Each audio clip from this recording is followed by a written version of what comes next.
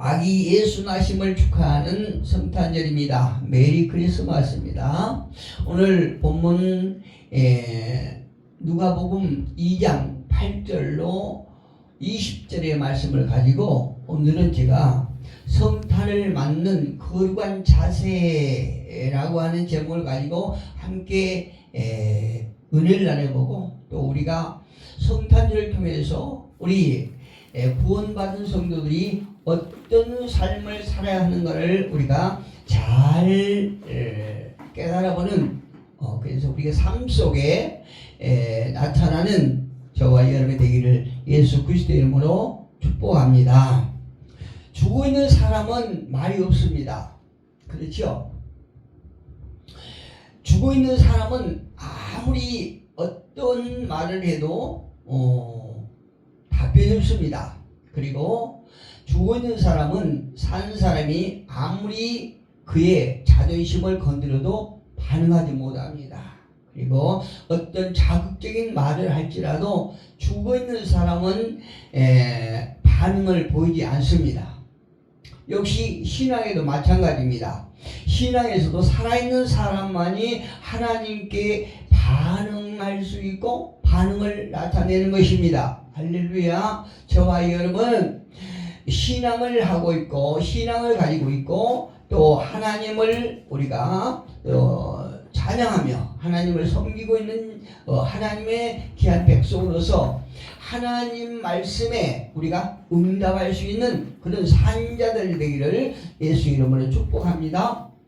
주님의 말씀에 응답하는 자만이 하나님 나라의 의를 누릴 수 있는 것입니다. 하나님 말씀에 응답하지 못하는 자들은 어둠의 모습만 끝없이 펼쳐지는 것이에요. 하나님 빛이라고 말씀드리지요. 악한 사단은 어둠이라고 그러지요. 이 세상은 어둠이라고 그러지요. 그래서 하나님을 떠나 있고 또 하나님 말씀에 반응하지 못하면 그 사람이 어떤 사람이라 할지라도 아무리 세상의 권세가 대단할지라도 그 사람의 앞날은 어둠만 펼쳐지는 것입니다. 그러나 저와 여러분은 하나님을 믿고 아기 예수 오심을 우리가 기뻐하며 축복하는 하나님의 백성들의 앞날에는 빛이 환하게 펼칠 줄로 확실히 믿습니다.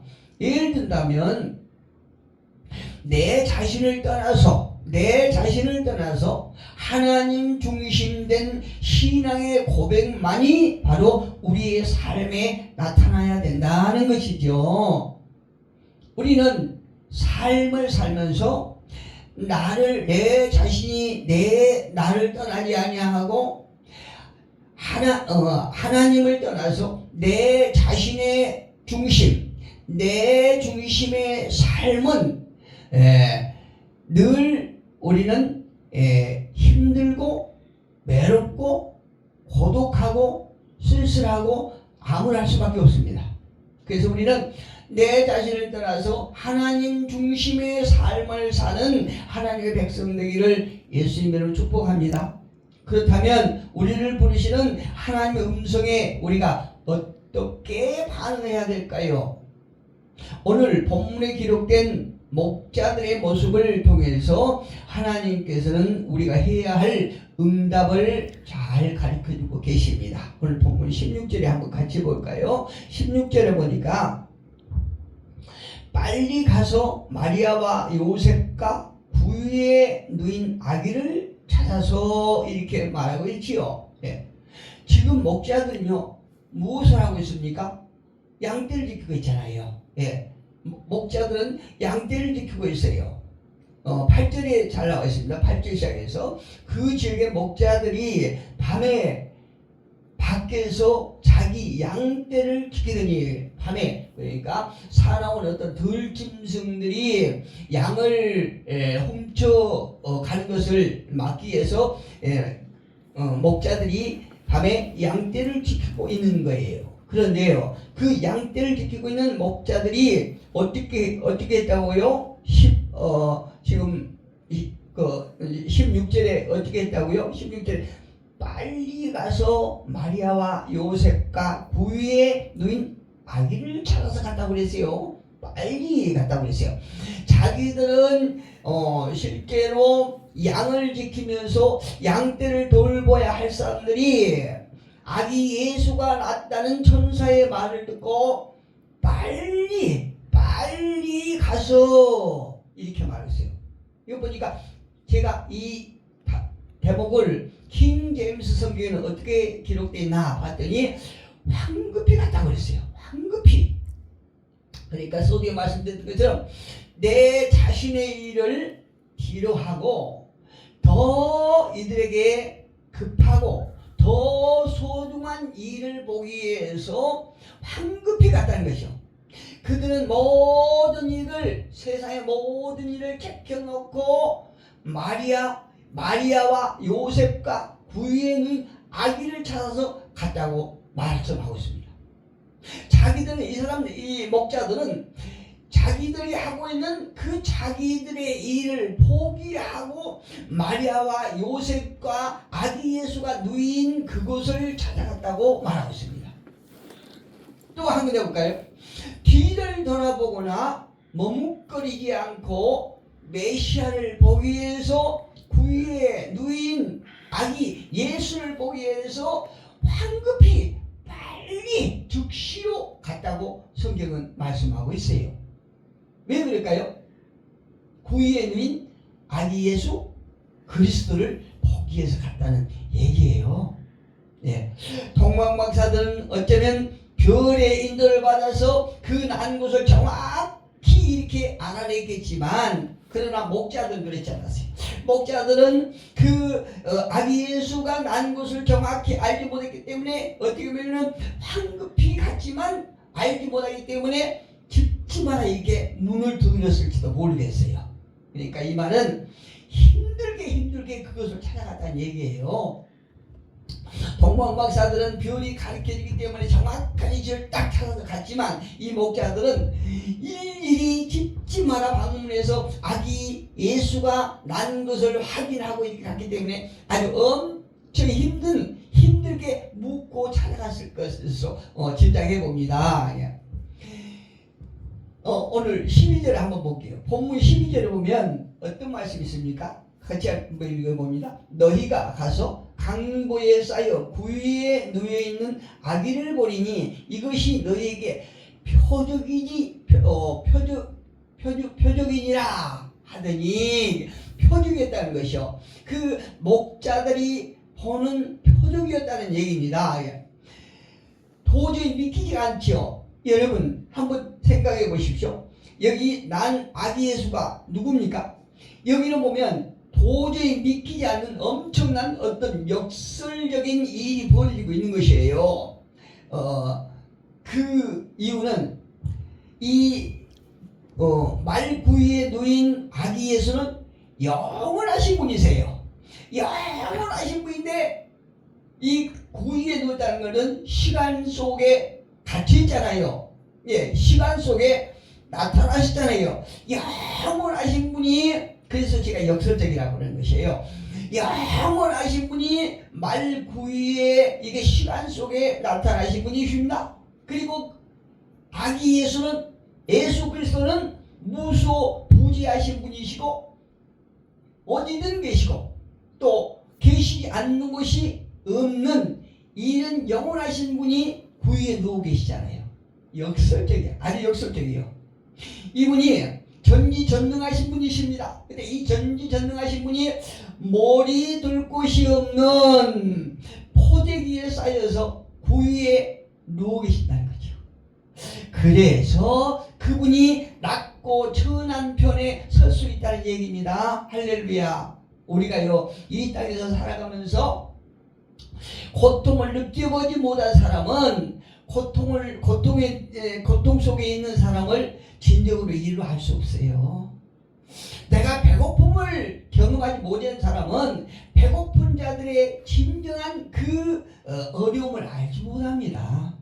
우리가 이 땅에서 쓰라림을 겪어보지 않은 사람은 쓰라림 속에 있는 사람들을 심정을 알 수가 없고 그 사람들을 진정 이루할 수가 없다는 거죠. 우리가 말로 이루할 수 있죠. 그렇지만은 그 쓰라림을 알지 못한 사람이 어떻게 그 쓰라림에 있는 사람을 알 수 있겠습니까? 그 사람 심정을 알 수 있겠습니까? 그래서 전지전능하신 분이 이렇게 시간 속에 갇혀 계신다는 것, 이게 참 표적이에요. 이게 표적이에요. 또 무소부지하신 분이 구유에 누워 계신다는 것, 또 전지전능하신 분이 머리 들 곳도 없는 포대 위에 쌓여서 구유에 누워 계신다는 것, 이것이 바로 예수 그리스도께서 낮고 천한 편에 설 수 있다는 얘기입니다. 천사들의 명령을 받고 목자들은 말 위로 달려갔습니다. 즉 거룩한 명령에 거룩한 순종으로 응답했다는 얘기입니다. 하나님 말씀에 순종으로 응답했다는 거죠. 여기서 우리 자신들 한번 돌아봤으면 참 좋겠습니다. 나는 과연 하나님께서 말씀하신 그 말씀에 즉시로 내가 순종했는가? 내 삶 속에 하나님의 말씀이 나타나고 있는가? 우리는 각자 한번 생각해 보자 하는 거죠. 그래서 그들은 이스라엘의 모든 백성들이 그토록 기다렸던 그리스도를 직접 볼 수 있었다는 것입니다. 놀라운 영광이지 않습니까? 12절에 너희가 가서 강보에 쌓여 구유에 누워있는 아기를 보리니 이것이 너희에게 표적이니라. 이렇게 표적. 얼마나 대단한 영광입니까? 왜 이런 영광을 그들이 체험했을까요? 하나님 말씀에 즉시로 순종했다는 거죠. 하나님 말씀에 즉시로 반응했다는 얘기입니다. 그래서 오늘 제목을 성탄을 맞는 거룩한 자세, 이렇게 제가 정했어요. 우리가 하나님의 말씀을 듣고 그 신약에 보면 말씀하지 않습니까? 아버지의 말을 듣고 즉시로 순종하는 아들이 있는가 하면 아버지의 말을 듣고 하겠다고 하지만 안 하는 아들이 있고 그렇지 않습니까? 우리는 어떤 편에 있는 아들입니까? 자식입니까? 우리는 하나님의 말씀을 듣고 즉시 순종할 때 이렇게 목자들이 목격하는 표적을, 우리는 기적을, 증거를 우리는 체험할 수 있으리라 확신합니다. 천사의 거룩한 명령을 받아들인 목자들의 거룩한 반응의 순종의 결과는 무엇입니까? 인생 최고의 경험이요, 인생 최고의 영광인 것입니다. 저와 여러분이 하나님 말씀에 즉시로 깨닫고 또 그 말씀에 순종하여 우리 삶 속에 나타남으로 말미암아 이 목자들이 경험했던 우리의 인생의 최고 경험을 했으면 참 좋겠습니다. 그리고 우리 인생의 최고 영광을 경험하는 저와 여러분이 됐으면 참 좋겠습니다. 오늘날 주님을 맞이하는 성탄에 주님은 우리의 삶에도 거룩한 순종이 있기를 요구하고 계신다는 것이에요. 단지 어떤 행사로 끝나버리면 안 된다는 것입니다. 물론 이제 시간이 가면, 세월이 가면 갈수록 그 행사마저도 금지되고, 나라의 어떤 제도에 대해서 금지되고, 또 세상의 어떤 문화에 그냥 성탄절에 대한 행사가 계속 뒤를 밀리고 이제 가물가물해지는 시대가 이렇게 오고 있습니다. 정말 안타깝지요. 이 예배를 통해서 우리는 하나님 명령을 들을 수 있기를 예수님으로 축복합니다. 그리고 조건 없이 명령을 받아들이기를 원합니다. 여기에는 어떤 구실도 변명도 있을 수가 없겠지요. 이것이 성탄을 맞이하는 거룩한 자세임을 우리가 기억해야 됩니다. 오늘 우리 삶 속에 어떤 행사도, 어떤 캐롤송은 당연하지만 또 추리 같은 것도 거려야 되고 다 중요하지만, 그러나 그보다도 주님의 명령을 받아들이는 자세가 훨씬 더 중요하다는 사실이에요. 우리가 행사하면 행사를 끝나는 것이 아니라, 이게 우리가 남들 보기에 정말로 거룩한 어떤 찬양을 부르고 어떤 여러 가지 여러하고 향찬란한 어떤 꾸미고 이런 행사도 중요하지만, 그러나 그보다도 우리가 하나님께서는 저와 여러분에게 하나님의 말씀에 즉시 순종하기를 요구하고 계시다는 사실입니다. 주님의 명령을 마음으로 받아들이지 않고는 거룩한 주님의 명령에 누구라도 동참할 수가 없는 것입니다. 하나님의 말씀에 반응해야 거룩한 일에 우리가 동참할 수 있죠. 우리 모두는 미움과 갈등이 지배한 곳에서 사랑으로 또 거짓이 만연한 세상에서 진리로 동참하는 삶으로 나아가기를 예수님은 축복합니다. 다음으로 우리가 20절 한번 볼까요? 20절 보면 20절을 봅니다. 목자들은 자기들에게 이르던 바와 같이 듣고 본 그 모든 것으로 인하여 하나님께 영광을 돌리고 찬송하며 돌아가니라. 할렐루야. 목자들은 자기들에게 이르던 바와 같이 듣고 본 그 모든 것으로 인하여 하나님께 영광을 돌리고 찬송하며 돌아갔다고 얘기하고 있어요. 성탄절을 맞이하는 행사에 집중한 것이 아니라 이날을 기념하고 주님께 경배하는 모습을 보여야 합니다. 목자들은 먼저 예수님께 달려가서 그에게 경배하고 찬양했습니다. 그렇지요? 목자들은 자신들이 중심이 아니라 오직 마음과 정성을 다하여 그리스도를 중심으로 삼고 그를 찬양했다는 것입니다. 그러니까 예수가 중심이 된 성탄이었다 이 말씀이에요. 오늘날 많은 곳에서 예수를 상업용으로 이렇게 쓴 그런 그 장사하는 사람들도 있어요. 하나님은 우리가 진정으로 예수 그리스도를 경배하고 구준하심을 기뻐하는 마음을 우리는 보시는 것입니다. 오늘날 많은 사람들은 아기 예수 그리스도는 말구에 놓고 사람들이 성탄 또 자신들의 육신을 위한 성탄 쾌락과 방탄의 성탄이 되어버리는 이런 시대가 되고 말았어요. 저와 여러분만이라도 우리가 마음을 다하여 예수 중심의 성탄이 됐으면 참 좋겠습니다. 누구는 그럽니다. 성탄이 아기 예수를 경배하는 날이 아니라 스트레스를 가장 많이 받는 날이 되어버렸고 또 폭력 사건도 가장 많이 발생하는 날이 세상이 되어버렸다고 이렇게 말해요. 여기서 우리는 어떤 의미를 잘 찾아갑니다. 하나님께서 저와 여러분에게 원하시는 것이 어떤 성탄절을 우리가 갖기를 원하시는가 우리 깊이 생각해 보아야 된다는 얘기입니다. 성탄은요 우리 중심이 아니라 주님 중심이 되어야 돼요. 주님을 찬양하고 우리가 이 20절에 보니까 그렇지 않습니까? 하나님은 우리 삶 속에 전해져야 될 분이라고 이렇게 본문 50절에는 말하고 있어요. 봅시다. 목자들은 자기들에게 이르던 바와 같이 듣고 본 그 모든 것으로 인하여 하나님께 영광을 돌리고 찬송하며 돌아갔다고 그러잖아요. 어디로 갔다는 것입니까? 양 치는 데 또 돌아갔다는 얘기입니다. 양 치는 대로 양을 지키는 대로 또 돌아갔다는 얘기예요. 우리가 하나님의 말씀에 응답하고 또 깨달음이 있고 우리가 돌아가야 되는 것이에요. 어디로? 삶 속으로 돌아가야죠.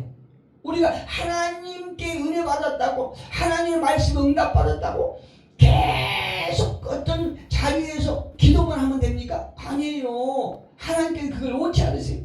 우리가 기도 중요하지만 또 하나님께서 원하시기는 우리가 삶 속으로 돌아가서 우리 삶 속에 하나님의 모습을 나타내야 된다는 것입니다. 오늘 목자들이 그런 모습을 보여주고 있어요. 그래서 성탄을 맞는 그러한 자세가 이 목자들의 모습에서 잘 나와 있거든요. 목자들은 자기들에게 이르던 바와 같이 천사를 통해서 많은 얘기를 들었지요. 아기 예수를 낳은 것으로 가보라고 하는 얘기를 들었겠지요. 거기서 표적을 볼 거라고 말을 들었지요. 목자들은 자기들에게 이르던 바와 같이 듣고 본 그 모든 것으로 아기 예수가 구유에 누인 것을 보고 그 아기 예수를 보고 기뻐하고 이렇게 했던 것을 인하여 하나님께 영광을 돌리고 찬송했다고 그러잖아요. 그런데 그곳에서 하나님께 영광을 돌리고 찬송만을 하고 말았다는 것이 아니고 자기의 삶 속으로 돌아갔다고 얘기합니다. 예, 삶 속으로 돌아갔다고 얘기를 해요. 우리도 다 이 목자들이 보여주는 그런 거룩한 자세를 가진 성도들이 되기를 예수 이름으로 축복합니다.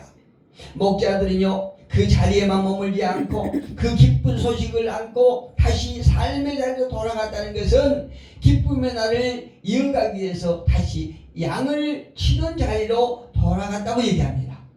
우리가 은혜를 받았다고 그냥 교회에서 죽치고 살거나 안 돼요. 교회에서 머물면 안 돼요. 우리가 예의를 지키고 형식을 갖추어 기도하는 것은 중요합니다. 그렇지만 기도 속에 우리는 삶 속에 주님과 함께하는 기도도 중요하다는 얘기예요. 우리는 성탄절을 한 날 한 장소에 국한시킨 것이 아니라 모든 이들이 알 수 있도록 알려야 하고 나팔을 불어야 한다는 것입니다. 그리고 나팔을 불어야 하고 주님을 향한 참된 응답은 주님 중심이 된 삶에서 나타나야 된다는 거죠. 자기 자신이 중심이 된 삶은 어두움만 나타나지만 주님의 중심이 된 삶은 빛으로 나타나고 생명으로 이렇게 확장되고 그 삶은 주님께 영광이 될 것입니다. 우리 모두는 성탄을 맞아서 주님만을 경배하고 찬양함으로 우리의 삶이 거룩한 응답이요 기쁨이요 또 칠흑 같은 어둠이 찬란한 빛으로 변해가는 저와 모든 삶이 되시기를 예수 그리스도 이름으로 축복합니다. 기도합니다.